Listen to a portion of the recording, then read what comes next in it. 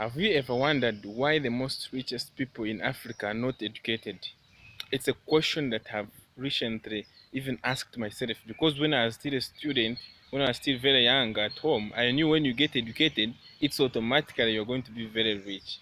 But I tell you, even now that I'm even a doctor, I really have not seen that wealth that people were talking about.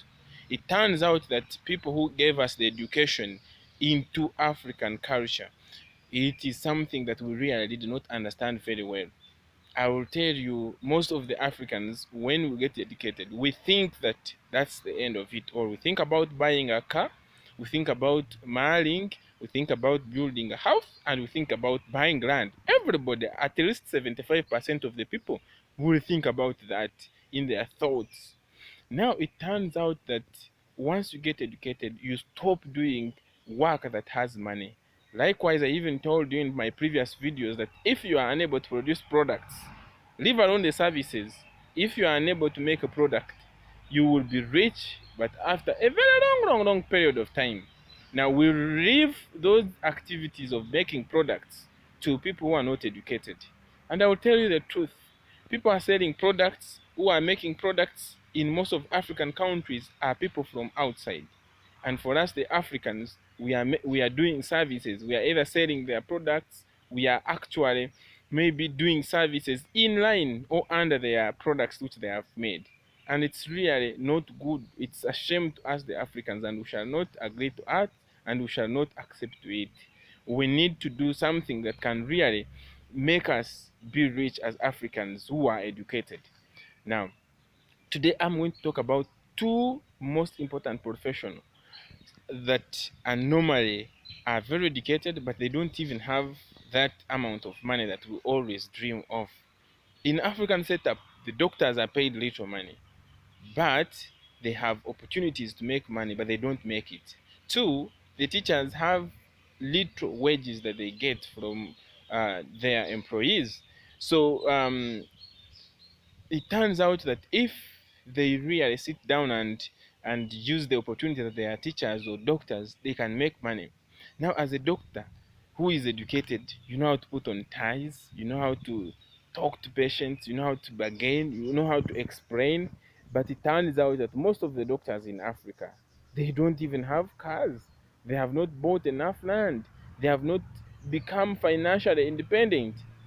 If they terminate them on their jobs right now immediately and they cannot really do any more of medical work, I tell you about 50% of the doctors are going to tremble, are going to go into tremors. Their hands are going to shake because of poverty.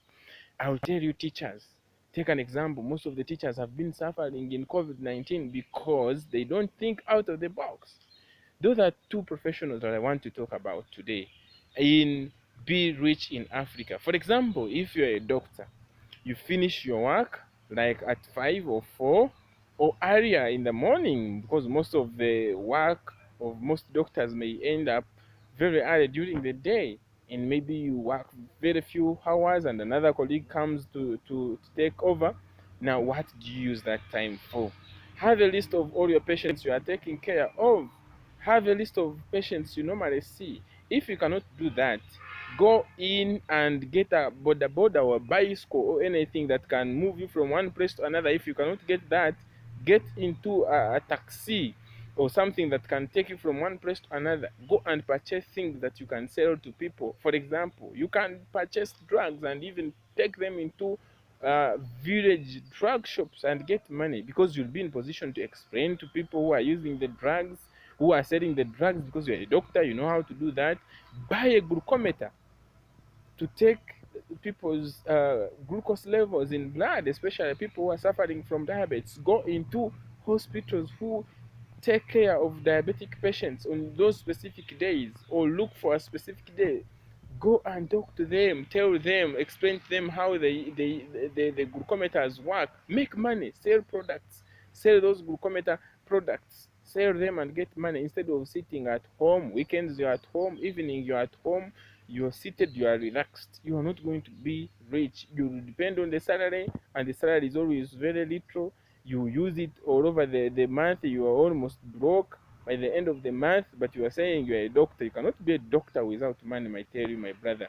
Sell products to patients. Buy blood pressure measuring machines. Take them around. Sell them. Buy products. Get gowns, sell them to hospitals, be their supplier, ask them that you can supply them, sell them laboratory equipment, sell them something. All those things you don't need capital, my brother. You need your language. You need to speak to the people who are supplying them. For the start, go and talk to them that you can pick a few of the instruments, few of the products, and go around selling them and asking for customers. Before you know, before time goes on, you'll be having a lot of money, you'll have a lot of customers, you'll even make your own shop and become financially independent. Some of us, you think that when you're a doctor, you know that when you leave being a doctor, you're going to really be looked upon that the person who studied medicine is now selling drugs, is selling. Africa, we still have opportunities. Utilize those opportunities. That's why with our specialization rate is still low. It means that we still have gaps to fill in. So let me go to teachers. My teachers, teachers, you have opportunities. You don't work 24 hours. You work little time, but you don't want to move around because you know your students who are teaching are going to laugh at you that you are making or you're doing work that is just very streetwise. Now, you can do a good one. You can sell chalk, you can make chalks and sell them in schools.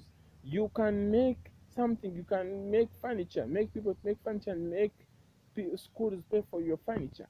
Move around, make print books and sell the books. You can advertise them, you know how to speak to them, you can know how to really beg for customers. But don't sit down and really wait for that job of yours to get you money and make you rich. You will suffer and suffer and suffer, which is not good.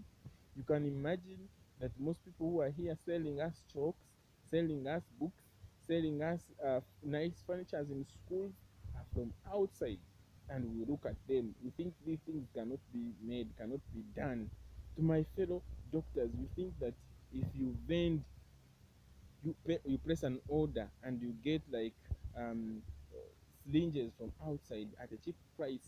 You go and pass around in hospitals and clinics and you tell them you're supplying syringes at a cheap price, and all over Uganda you be a supplier of syringes. Before you know, you get a shop in Kampala, you sit down, you be like only syringes, you import syringes and afterwards you start selling them. You can even export them to nearby countries, and before you know, in 2 years you'll have a lot of money and you'll be financially independent. And of course, we will say that you contributed something great as a doctor. You are able to bring products which are cheaper, which can be accessible. In Africa, it is still possible. In in outside countries, it may not be possible because these things are they are exposed. But the opportunities in Africa are there, but we cannot see them. They are only seen by people from outside and left by us who should actually benefit from them. I'm speaking directly to an African doctor, to an African teacher. You can WhatsApp me, you can comment down